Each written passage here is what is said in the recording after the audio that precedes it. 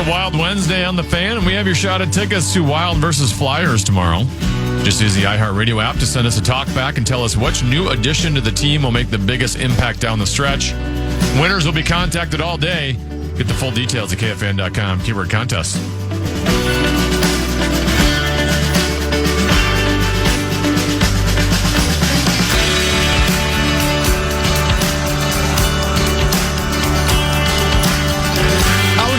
Books, as we like to say. It's not they, it's just I like to say it. We start hour number 2 with 534, brought to you by Willow River Company. Time now for 5 questions. Well, actually 3, but 5 sounds like more than 4. Brought to you by Willow River Company. Question number 1. Goal Vikings, let's win this game. You'll hear us yell for more. It's now time to take an in-depth look at the state of the Skull. Saw a tweet from Josh Weinfuss, who's with ESPN. He tweeted, he's plugged in. With Kyler Murray expected to be released by the Cardinals today, a source told me that Vikings head coach Kevin O'Connell and Falcons coach Kevin Stefanski each did extensive research into Murray on their own. Obviously, Stefanski and the Falcons ended up signing Tua. My question for you, Common, is Kyler Murray the next starting quarterback for the Minnesota Vikings? And if so, when will that happen? I think so. I think it'll happen soon. I guess it could be another team. I mean, we saw what happened with Max Crosby. It looked like he was headed to the Ravens. There's another theory is that the Ravens were all in on Crosby. And then what happened is Linderbaum, the center, left.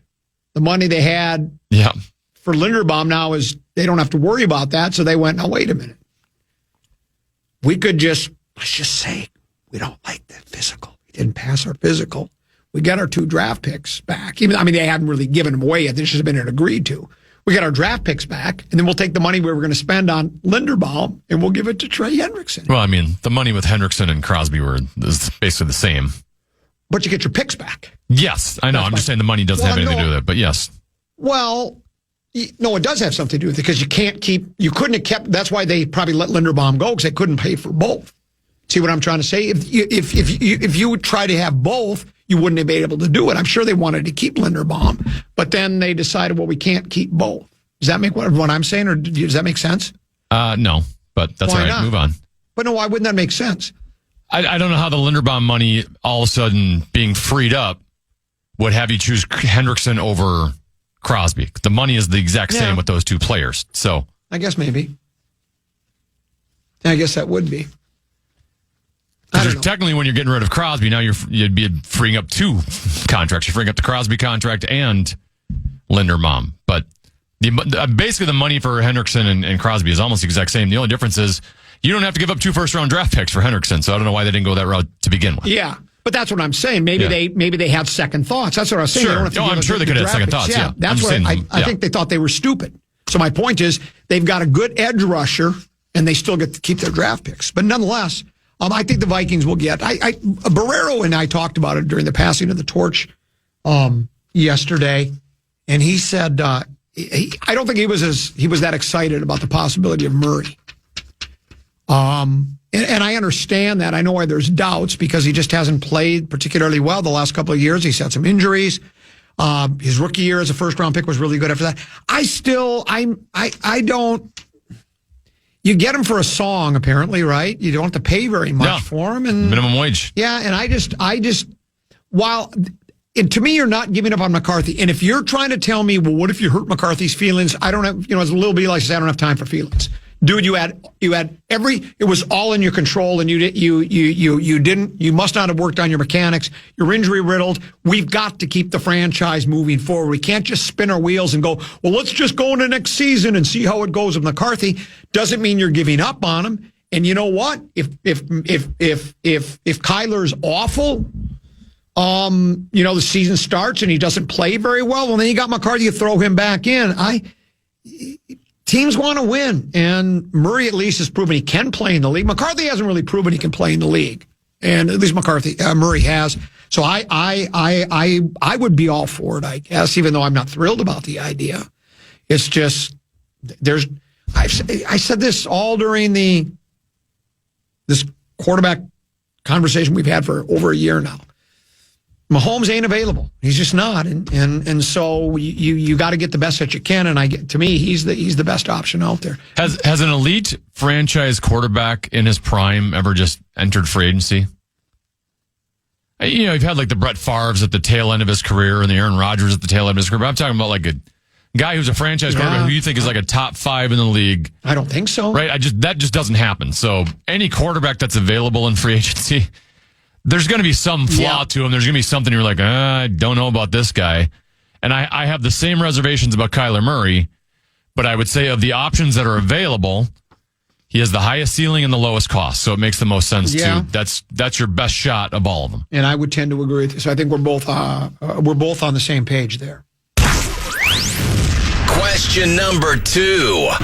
It's time now for the lowdown in Dinky Town. The number 11 seeded Gophers men's basketball team begins Big Ten tournament play tonight against number 14 seed Rutgers. That's in the Windy City of Chicago. Minnesota won the only meeting between these two teams back on February 21st, winning 80-61 at the Barn. If the Gophers win, they'll advance and they'll face number 6 UCLA tomorrow night. Common, how will the U fare tonight, and how far will they go through the tournament? You know, your guess is as good as mine. I mean, when the kids play their best, they're not too bad, but you're playing with 5. They play 6 guys. I don't know. Did you say it's UCLA tonight? No, Rutgers tonight. If they win, they play UCLA tomorrow. Well, my guess is Rutgers can't be very good either. I'll say they'll beat Rutgers. Let's go with that. Let's say we beat Rutgers. And then UCLA, I know, didn't we just upset them? I think we beat them, yeah. I think we beat them. I think we found a way to win. So maybe we win another. It's hard to imagine when you only play 5-6 guys that you're going to advance too far when you have to play every day for multiple consecutive days. I'm with you. Might be able to pull off a win or two, though. Yeah. It's. I'll keep an eye on it. For me, it's not must-see TV. But if all of a sudden they spring a couple of wins and then get a third, well, I'm all in. You know, I'm a bandwagon guy. You know that. What if we can get to the NIT and spend big fat stacks of booster provided cash? Yeah, when I would want, if the Gophers made NIT and it was a Wednesday night and the paint had dried and my socks had been sorted and the boiling hot vat of asphalt was safely tucked away in the garage, I would go ahead and watch it for sure. Question number 3. And now it's time to go in the trenches. The Indianapolis Colts agreed to a 2-year, $88 million contract with quarterback Daniel Jones that could be worth up to $100 million. Jones gets $50 million fully guaranteed at signing. Common is Daniel Jones worth up to $100 million over 2 years. I guess, because that's just what the market bears. Because weren't the Colts 8-1 before he got hurt? They were on a run. They were rolling. And he played pretty well during that 8-1 run, right? Another guy, do I have it correct? After the Giants beat the Vikings in the playoffs 3 years ago, the Giants then signed Danny Jones to a really big contract. Yes. And then all of a sudden then Danny Jones, didn't play as well. And now they've got Jackson Dart. Yes. And so, it's like a lot of these guys tend to be Darnold, the guy we were just talking about, Kyler Murray. You have guys that have had moments where they've played really, really well. They've had moments where they don't play so well. So you're kind of just keeping your fingers crossed. You got to have somebody under center. Mahomes ain't available, so whether he's worth the money or not, I guess, is really a moot point. They decided. I guess I'd give him the money. I'd rather have Danny Jones than a lot of the other options out there. So, I mean, do you agree with that? I mean, what else are you going to do? You say no to him, then what are they going to do? Who are they going to play? I mean, at the very least, it's just a 2-year contract, so you're not committed too long term. And if he doesn't, I like Daniel. If I'm the Colts, I like Daniel Jones a lot more last year when you're getting him for like $10 million than I do at potentially up to $50 million a year. He's not that level of quarterback, and I'm not convinced what we saw from him the first half of the season last year is going to continue this year. And he's coming off a torn Achilles, which is a pretty major injury, which a lot of these quarterbacks have struggled through. Yeah. So, like I said, Indy at least is only committed 2 years. So at least it's not going to completely buckle their organization. And as I say, I don't know what your other... I mean, because if he does play like he's capable of, then he's probably worth the money, and that's where you have to keep your fingers crossed. If you stay healthy and play like he's capable of, we never know how it's going to go. Otherwise, you're stuck with playing Case Keenum. And we know that Keenum had that one great year for us, and everything looked good, and now he's a backup. I don't even know where he is. He's a backup somewhere. I think he just resigned. Yeah, with Chicago. Yeah, with Chicago. So he's a backup. So at least Jones has got some upside. At least you hope so. I'm more concerned with the Colts committing almost $30 million a year to Alec Pierce, their wide receiver. So they have a combination of Daniel Jones and Alec Pierce that could be making almost $80 million this season. And they better hope that's Cunningham Moss-like. Yeah, Alec Pierce has never had 50 catches in a year. They better hope it turns into Cunningham Moss-like. I don't think that's going to happen. I don't either, but that's what they better hope. Question number 3. And now it's time to go in the trenches. I just found a Macy's card. I haven't used this in 15 years. Why do I even have it anymore? The NFL is exploring the possibility of playing a game the day before Thanksgiving, a source told ESPN's Adam Schefter. The added day to the schedule could come as early as the upcoming 2026 season. It would be on Wednesday, November 25th.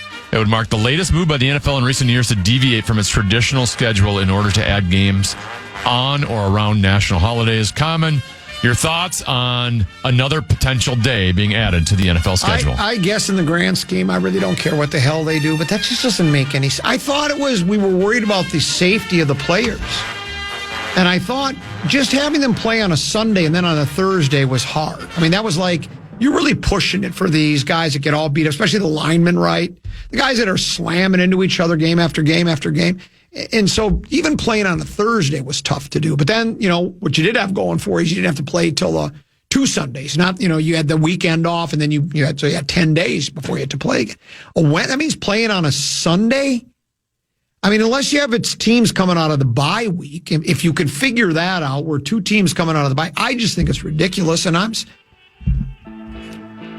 I ain't watching it unless it involves Lions, Tigers, or Bears. Oh my! Well, it's going to be on some streaming app that you'd have to get a new subscription to anyway, and you probably don't even have at this moment. Yeah, and unless it involves the Vikings or the Kitties or the Packers or the Bears, I'm out. I don't care anyway. So go ahead, do whatever you got to do. Have you ever heard of the cliche? If it ain't broke, don't fix it. Why is the NFL? You're already you've got everything monopolized. You're making lots of money. You don't have to keep trying to change things. I don't get it. Just keep it the same way you're doing it, keep raking in the cash. Here. I'm with you on that. And that's it for today's edition of 5 questions. Well, actually 3 questions, but 5 sounds like more than 4. Don't just maintain your property. Experience it with a Willow River Experience monthly subscription. You can boondelay 5 core services, 3 seasonal upgrades, and 4 custom add-ons into one simple plan. Visit willowrivercompany.com today to build your 534 experience. Then, just so you know, not that you probably care, but I'm going to be going over to Willow River and Hudson and meet the guys. Take a look at their operation. It'll be tomorrow morning, and I'll have a full report for you when we come back. So 534 brought to you by a Willow River Company. We'll break. We'll come back. Legendary Brian Oak joins us for Rock Talk. That's next here on The Fan.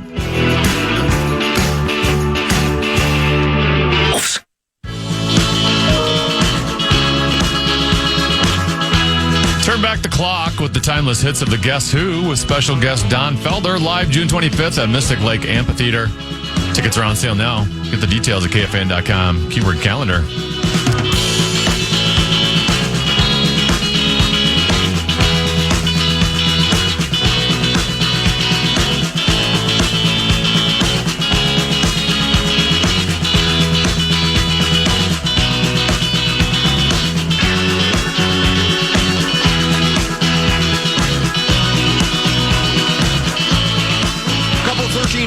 Pass. What's different about Brian Oak joins us now? We have new carpet. Oh, that's what it is. Yeah, it's new carpet. It looks shiny and new in here. I couldn't figure out what it was, but yeah, the carpet looks nice. Yeah, does it look nice? Yeah. Who's going to be the first person to spill something on it? I've not yet. Oh, it's got to be someone on the power trip, right? Think. I mean, it's. We'll talk about wacky hijinks. Yeah. Am I right? Yeah, somebody. My guess, meat sauce, or somebody will kick something over on the carpet. So, and it could be me because I was gonna say you'd be high on the list. Yeah, I keep I keep my, like, if I have a cup of coffee, I never put it on the countertop because it's better to spill it on the carpet because you can replace furniture, but you can't replace a childhood. That's what old Chad Hartman, one that he denied he ever said, but it was in quotes in the paper. That's hilarious. His wife at the time, Kathleen, was quoted in the paper as saying, about Chad's not that worried about things, about like if the kids spilled Kool-Aid on the couch, because Chad said, you can replace furniture, but you can't replace a childhood. And he said, I never said that. But I still credit it to him. I love it. And let's keep it alive. That's brilliant. That is hilarious. But if I spill the coffee into the electronics here. Which I've done. Yeah. That's not good. No, and you're not even sitting at the board. I poured coffee into a whole board once. That's right. Did sparks start to fly right away? No, but it was fine at first, and then suddenly it wasn't fine on one of the pots, two of the pots, and then suddenly the whole thing just stopped responding. Well, that's like with your cell phone. One time, don't even ask me how this happened. You know the little the console between the seats of your car? Yeah, where you throw your... I had a 16-ounce cup of coffee. There we go. My phone flipped up in the air and landed in the coffee. Pulled out. It worked for a day. I talked about it on the radio. I said it's just fine. And everybody told me it does today. It won't tomorrow. Correct. I'm like, oh, you're right. Sure enough, it didn't work. Just the next gone. day, and I did you put it in rice? Yeah, or did I tried that stupid idea. Oh, it's worked. I've done it before. Oh, yeah. No. I mean, I think, back before they were making phones a little more water resistant, if not totally waterproof, that, it worked. I mean, it worked for me. I didn't really submerge mine in 16 ounces of coffee, but yeah. It was a dark roast, black. Maybe if it would have had creamer in it, that would have been different. Rock Talk. Yeah. The Grum Reaper is here. He is. He's just fresh from his podcast. It seems like lately I've been doing a podcast right before I come over to see you every time. That's right. You have a podcast? I do, in fact. It's tell called me about it. The Brian Oak Show, and we discuss primarily, as we did this morning, happenings in the local music scene, the Minnesota music scene, greater Minnesota. We'll talk to people outside and people who aren't necessarily musicians, but largely it's about events or benefits or album releases or upcoming big shows. And this one is to benefit Stand With Immigrants benefit that's happening this Friday at the Parkway. So lots of details, incredible music on today's podcast. So yeah, The Brian Oak Show, you can find it at, the number one source for podcasting in America. And who knows, one day, maybe worldwide. That would, of course, be the iHeartRadio app. There were two. And again, I don't know if everybody will recognize the names. Number one would be, not that he's, when I say number one, is I think he passed away before artist number two. Okay. Country Joe McDonald, who was the front man for Country Joe and the Fish. A lot of people might not know who he is. He played in the original Woodstock. He was progressive rock guy who did war protest song. It's probably his legendary song. 1, 2, 3. You have to listen to the song. Well, it's called I Feel Like I'm Fixin' to Die Rag. Yeah. And the classic chorus in there is 1, 2, 3, what are we fighting for? Don't ask me, I don't give a damn. Next stop is Vietnam. Yeah. He very much came out of that folk music and political activism community that defined California in the 1960s, especially the second half of the 60s. But even growing up, his dad was born 100 miles from where Woody Guthrie was born, yes. Okemah, and his parents were both registered communists before it got a really bad name, and they were political activists, they were socialists, they were on that end of the political spectrum, so he grew up immersed in that, and really his politics never left him his whole life, but his moment in the sun absolutely is Woodstock in the late 60s. Yeah, and if you, it's the spell song that we can't spell, give me an F. Yeah. F, right? And if you can hear the Woodstock, you can't play it on the radio. No. Because he was he was one of the highlights of the Woodstock. Then he went back to when they redid Woodstock again, whatever year it was in 79 or 8, I don't remember when it was. He went back again. I'm sure. And so he's gone. And then the band Boston. Yeah. What was DeCarlo's first name? Oh, I've got it right here. Give me just one moment. And the reason... Tommy DeCarlo. Tommy DeCarlo. And, I remember back in my Haight-Ashbury days, one of my buddies, Tom, was the guy that always was introducing us to new music. He'd say, I just got this. Right. Listen to this. Listen to that. It's important to have one of those people in your life. I love it. He was the guy that bought the first Boston album to us, and it had, bangers, as Little B would say. It had 3 or 4 bangers. It has all bangers. It's literally a perfect album, or one of only a handful that are not just listenable or tolerable from start to finish. Groundbreaking, amazing. I can genuinely, without hyperbole, use the word masterpiece on that Boston debut. And it was Tom Scholz, right? Who was basically the guy that created Boston. He was the chief songwriter and composer of all the songs. Yep. Right. And had a hand in everything, all instrumentation, all the production. It was a groundbreaking things were invented to produce that record that hadn't been invented before. There was a jump forward as dramatic in record production, what it meant to make an album with that album alone, as there was anything the Beatles did. I am not saying the Boston is a better band than the Beatles. Okay. I'm not trying to get myself into PST, right?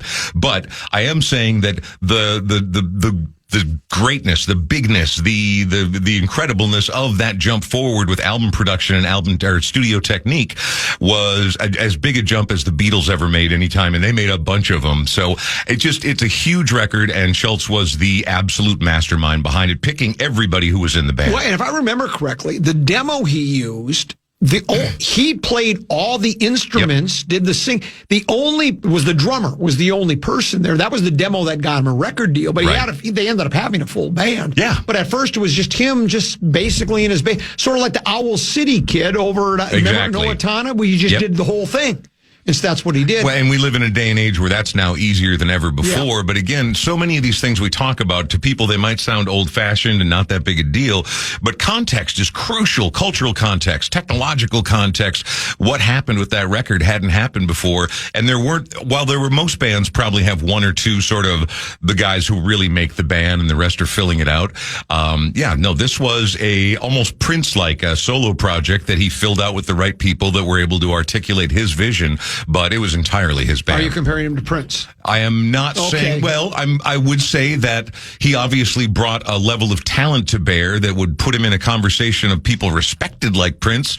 I mean, Prince was a freak, man. Prince could play anything, everywhere, all the time. He was always cool. He was always good. He always made the right decision.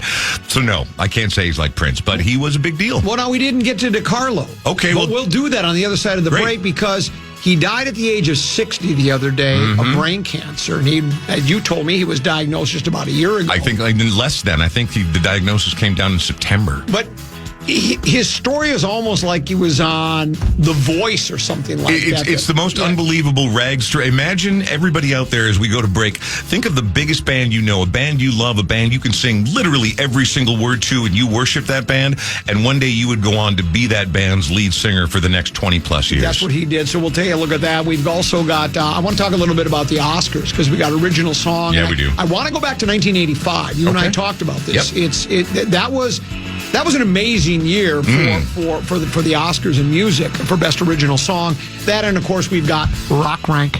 That and more here on Rock Talk with Common, Tenneby, and Brian Oak and the Family.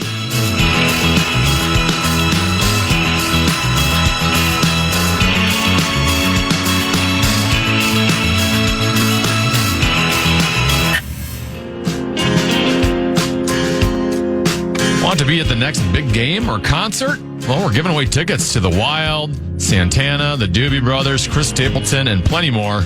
Enter today at KFAN.com, keyword contest. Rock Talk, talking about Tommy DeCarlo, who became the lead singer. Boston's biggest hits were... More Than a Feeling, Overture... Well, that was my favorite was Long Time. Yeah, exactly. Long Time was that my day, favorite. and they had lots of good songs. That debut record, though, there's just not a weak moment on it. And More Than a Feeling, Peace of Mind. There you go. And a Long Time. And on side 2, there was also Smokin', which wasn't nearly as big a hit, but it is an absolute rock jam. And if you were heading out in the Camaro in 1978, that song came on. The night is officially on, baby. So Boston kept playing kind of eventually as a nostalgia act. And then lead singer Brad Delp, with a very distinctive vocal styling, took his own life at the age of 55 back in 2007. And so this DiCarlo guy, he had always loved the band, had always recorded himself doing covers of the band. And to do a tribute, he wrote a song about Delp. And I read he was working at Home Depot at the time. Exactly. He was, I believe, in the credit department at Home Depot. And he'd been making these, and he wrote a song to sort of pay honor and tribute to Delp, along with a couple other Boston covers. And his friends and family were like, they were so good, you should put this on MySpace. And, of course, that's what your friends and family are going to say, but he did. They got spread around. It turned out everybody loved him, and an extremely early example of going viral before that really was a thing that happened. He suddenly finds himself fronting his favorite band of his entire life. Well, and at first, they gave him a polite rejection. Hey, that's great. But then all of a sudden, Tom, the guy we mentioned, right. Scholes, is how you say it? I think so, yeah. So he says, well, now, wait a minute. You sound just like, it was sort of like, who's the guy for Journey? I can't remember his name, but it's a very similar situation. You sound so much like him, and I want to keep the band going. Yeah. You want to be a rock star? Next thing you know, for 20 years, he's touring from Home Depot. Yep. To suddenly he's doing a world tour. I think that the movie Rockstar with Mark Wahlberg, I think, is loosely based on this story. I don't think it's the exact story, but I honestly never saw it. But I seem to remember hearing at the time, it's basically based on a fan who follows a band, loves a band, knows the band, sounds like the band, and gets invited to be in the band. Is it Rockstar? Was it Mark Wahlberg? I could be. I'm grasping at straws because I never saw the movie, but I'm almost certain there was a movie based roughly on this guy's story. Do you Hey, shout out to New Mexico, by the way. I've already forgotten the guy's name, but Brandon, he says Rock Talk with Brian Oak is the best weekly segment on any show in the world. Well, no, he says on KFAN. Okay. Well, but what else is there? Rock rank, rock on. Is what he says. Well, thank you very much, Brandon. Again, I don't need the accolades. I'm just glad that people love talking about music or hearing about music stories as much as Common and I do. Do you pay much attention to the Oscars in general and specifically when they get to Best Original Song? I did professionally for a long time because being a radio guy for 30 years, in the morning show in particular, you got to talk about the Oscars that Monday morning and talk about what went on. It's pop culture. It's of the moment. It's the night that Hollywood stars come out to shine, Common. Yes, and indeed they do. And so, yes, I pay attention to it. Do I give it a lot of credence? Do I think automatically this movie was better than that or this song was better than that? No. But, I mean, it's a spectacle, right? It's a shared experience, and that was my job to articulate that stuff on the radio. So I paid attention for a very long time, but I had utterly forgotten that this story that we're about to talk about. Yeah, I don't. I glanced at the nominees for this year, and I don't know if I was familiar with any of the songs. I'm just going to say, there's a couple names you should be familiar with. In particular, one is Diane Warren. Diane Warren has written songs and it was a movie I'd never heard of and a song I'd never heard of. But Diane Warren has gotten a Grammy Award, an Emmy Award, 2 Golden Globe Awards, 3 consecutive Billboard Music Awards for Songwriter of the Year from 97 to 99. DeBarge's Rhythm of the Night she was involved in. She's had a hand in more than a dozen songs that have gone number 1. She's very much one of these behind-the-scenes writers, producers, players, arrangers, and she's got a song up for grabs. But if anybody but Huntrix for the song Golden in K-pop Demon Hunters 1, then Hollywood's a fraud. Really? Oh, dude. Now, again, it's more of a cultural momentum kind of thing. It may not be the very best song on there, but it's the best song. I listened to them all a little bit this morning, and it's by far my favorite song on there. And come on, man, this is K-pop Demon Hunters year. Let's let this thing happen. I'm excited about it. Can't wait to find out. You would love the movie K-pop Demon Hunters, by the way. 1985. We're gonna go back to the olden days. Let's do it. Much to the chagrin of the coroner's office. 1985 is historic in Oscar history. All 5 Best Original Song nominees were number 1 Hot 100 hits. Not all in the top 20 or the top 25 or the top. They were all number one hits, and I played each and every one of them when they first came out because I was spinning hot stacks of wax from the top of the rack or racks at K95/KMER, Kemmert, Wyoming. I played all 5. I will admit I wasn't a big fan of all 5 of the songs, but all 5 Against All Odds from the film Against All Odds. That was Phil Collins. Yep. And he would go on to have numerous number ones, but this was his very first, and so he didn't get invited to perform it at this Oscars. Ooh. Yeah. Footloose, Kenny Loggins and Dean Pitchford were the writers, and it was recorded by Kenny Loggins. And this is one, if you want to have any idea just how gigantic Footloose was in 1985, this is one of 2 songs that are on this list. From the movie. Ghostbusters, Ray Parker Jr. I don't want to call it a novelty song, but it kind of was, right? Well, it's a movie theme song. Yeah, it's one that was so popular it went to number 1.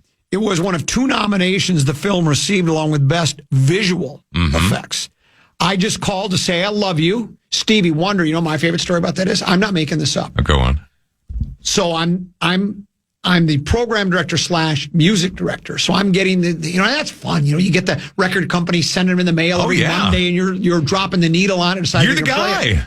So I Just Called to Say I Love You. What I didn't realize is the song was on both sides. Oh. One of them was an instrumental, and I was playing the instrumental. I didn't even realize. I thought, so Stevie came out with an instrumental, and so I played that for like weeks, and then one day I put the wrong side on, and all of a sudden it stunned me in the studio. Because all of a sudden I just called to say, and I'm like, pretty iconic vocals. Yeah, so I had missed the vocals for like the first 2 weeks. We had it in the rotation. That's hilarious. You were playing a song, so you thought it was just going to be an instrumental hit from Stevie Wonder. I thought it was. That's very on brand for you. And then from Footloose, you mentioned another song from Footloose. Yep. Denise Williams. Let's hear it for the boy. Again, Dean Pitchford, who wrote with Kenny Loggins on Footloose. He also was the co-writer of this song too, it sounds like to me. Let's hear it for the boy. Mm-hmm.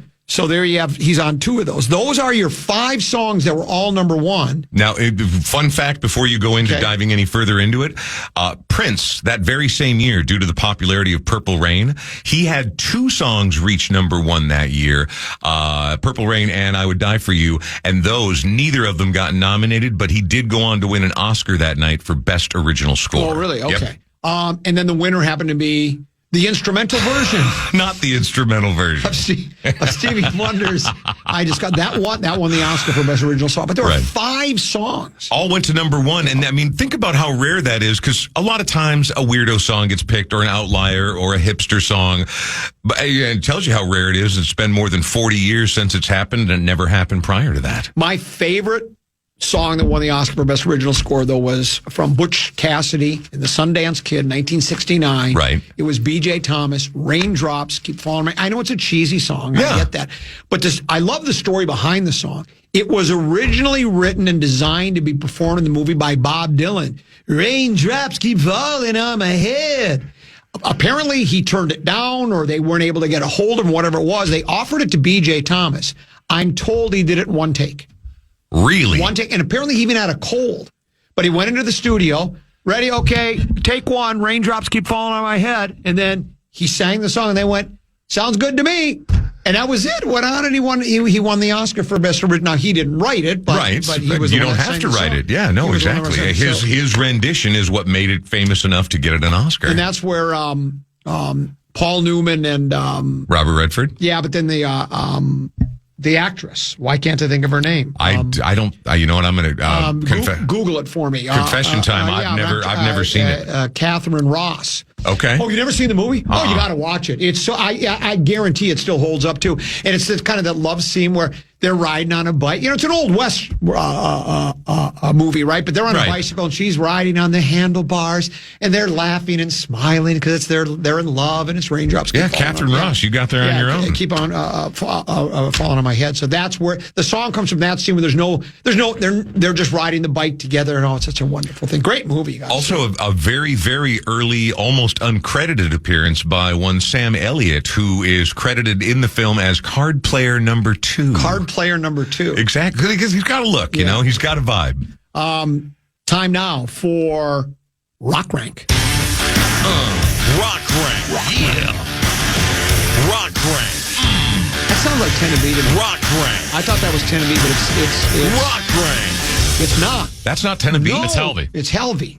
Really? They sound identical. I'm learning new things about Halvey every day. Yeah. I asked him to do like a variation of like 6 different rock ranks, just word them, and then I tried to put it together for an open. Yeah. Well, it's iconic. I mean, at this point, it's recognized as at least as far away as New Mexico. Yeah. Yes. So, you know. Indeed it is. Today, Rock Rank, Brian Oak, you need to rank your top 5 artists or bands that have geography in their name. All right. Now, and again, geography is a weird term because it can refer to the landscape. It can also refer to states and countries if you're getting into political geography and that kind of stuff. Most of mine, if not all, are named after places, not necessarily geographical features. It's been such a long You've time. got to be kidding me. We were just talking about Yeah, Boston. well, and they do make the list. Oh, they do. They do make the list, but they're not at number 5. No. Number 5 is going to be another band very much in your wheelhouse. I love this band so much, and I'd never seen them live, and I went to see them at one of those things where back in the day, you remember, Clear Channel used to shut down Hennepin Avenue, and all the radio stations would have like 4 or 5 different concerts. It would be a huge block party. It was massive. I went down to the Cool 108 to see Kansas, who comes in at number 5. Kansas, I thought Kansas was going, I'm like, man, 30 plus years into it, they're doing their thing. They're going to look like 20 miles of bad road. And they did. They looked terrible. But I will tell you right now that when they started singing, after people sober up, people practice, you get 30 years of doing those harmonies under your belt. They sounded every bit as good as their records, which I fell in love with growing up listening to classic rock radio. So the harmonies, the sort of epic, almost psychedelic rock stories that were being told, the way they were being told, I thought they were one of the coolest and still do to this day. So Kansas is my number 5. Were you more of a Dust in the Wind guy or a Carry On My Wayward Son They're guy? both brilliant. Right, yeah, apples and oranges. But I mean, and again, people talk about those and how burned out they are on songs like Dust in the Wind or Freebird or Stairway to Heaven. Yeah. The reason we got burned out on them is because they're among the greatest of all time. Yeah. They got played to death. Dust in the Wind, if you try to remove emotional context, don't let anybody else chirp in your ear, sit down, put your big over ear headphones on and listen to Dust in the Wind. It is an incredible song. It's brilliant. But then when they decide to rock, I like them too. I'd say both of those songs are meaningful to like my generation. Because one, Dust and Wind, there's a funny part in the movie Old School regarding Will Ferrell singing that song. Right. Okay. And then Carry On My Wayward Son, the video game Guitar Hero. Yeah. Oh, really? Right, where you could actually like play along to the music as it was going on and act like you're actually playing a guitar. Like Carry On Wayward Son was on the original Guitar Hero, and it's kind of like first time for my generation to be like exposed to that song.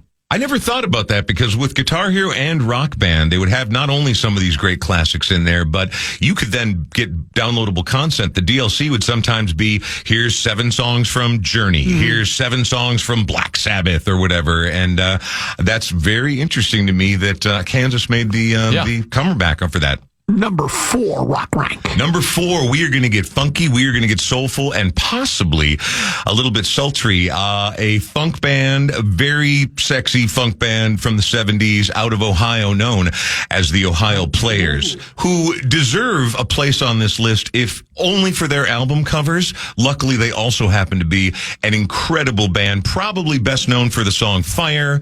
Roller Coaster. But Love Roller Coaster is the giant one. And of course, the legend behind Love Roller Coaster, you hear a scream in the background. And for years, people said, that was somebody being murdered in the recording studio. Seriously, that was one of those legends that you'd listen to. I remember when they first said that because the song was new when they were talking about it. I was like, so we all would listen to it. We'd put it on, we'd go to listen. And then all of a sudden you hear, and somebody's getting killed. Nobody was getting killed in the studio. But that was the rumor. Entertainment, baby. It's all about show business, right? But the Ohio Players happen to be consistently funky and amazing. They enjoyed their greatest success in the 70s. And again, some of those album covers were a little NSFW, particularly for the 1970s. Play that funky music. What? No. Breaking news. Yeah, you can talk about it more with Mark Rosen when he arrives in 12 minutes. But the Vikings and running back Aaron Jones have agreed on a revised contract to keep him in Minnesota for the 2026 season. And so he will lower his base salary to $5.5 million and stay in Minnesota. So Aaron Jones is back. Here's my question for Aaron Jones. Can he make that last? Rock rank number. I mean, the 5.5 after taxes, it's actually like $3.5 million. You got just trying to feed his family, You man. got to floss. You got to flaunt it. Yeah. Rock rank 3. Number three. The band that does not get the credit that they deserve, but pioneers rarely do. They were sort of the American sleazy evolution of the early 60s glam movement, melded with what was about to become punk rock. They were at this odd space and time, and they occupied a place that nobody else quite occupied, but would go on to inspire legions of bands to do what they do, up to and including the Suicide Commandos, Minnesota's own, who people could argue were the beginning of the true underground and alternative explosion of rock music here in Minnesota. That would be the New York Dolls. Correct. Personality Who Crisis. Are the New York Dolls? The New York, that is, who are the New York Dolls for 500? The New York Dolls were glammy, cross-dressy, loud, snotty, brilliant, very much of that. They preceded the real peak, the real zenith of mid to late 70s New York art rock culture, but they were as important in the evolution of American punk and glam and just dirty rock and roll as any other band you can name. Number 2, Rock Rank. Number 2, a lovely new wave band with an even lovelier lead singer who I was completely crushed out on as a teenager, and that would be the band Berlin and their lead singer Terry Nunn. They had the song... Number 2? I can't tell you how much I love this band. Right. The song Metro, the song Masquerade, they are, and Take My Breath Away later on from... I know of. I'm sorry. Take My Breath Away? Yeah. That was a major hit. I played it, spinning hot stacks, watching I'm a complete new wave dork, and they tickled that itch, and they're a great pop band, and they were nice to look at. So number 2 for me is Berlin. Well, I'm very interested to find out number 1, Rock Rank. Well, it's not Nazareth. It's not the Little River Band. It's not Linkin Park. It's not L.A. Guns. It's not Miami Sound Machine. It's not Portugal the Man. It's not Flo Rida, although I know he makes your top 5. Yes. Alabama, Georgia Satellites, Florida Georgia Line, none of those. Number 1, and we've already talked at length about this band, is Boston. I looked at all the other, well, not my favorite of all time, but of bands that have some sort of geographical... More than Chicago? Hook.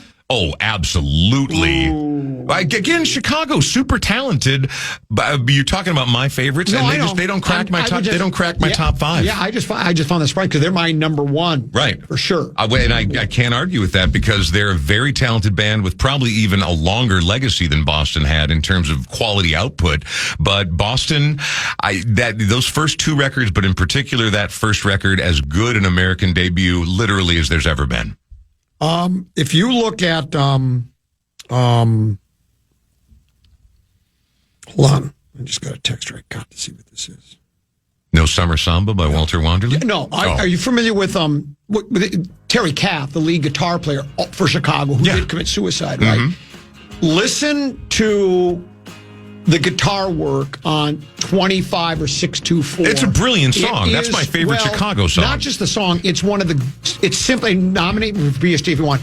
It's simply one of the greatest guitar solos of all time. Jimi Hendrix said Terry Kath is the best guitar player in the world. He said that while he was alive. You listen to that guitar solo, and that was about as hard rock as Chicago got, because they were kind of a happy band, like Saturday in the Park. But most of their songs were happy songs. Yeah. They were so good. I love the horns. The horns are spectacular. That's the best part of that band. It was just so good. But so there's a lot of groups in there.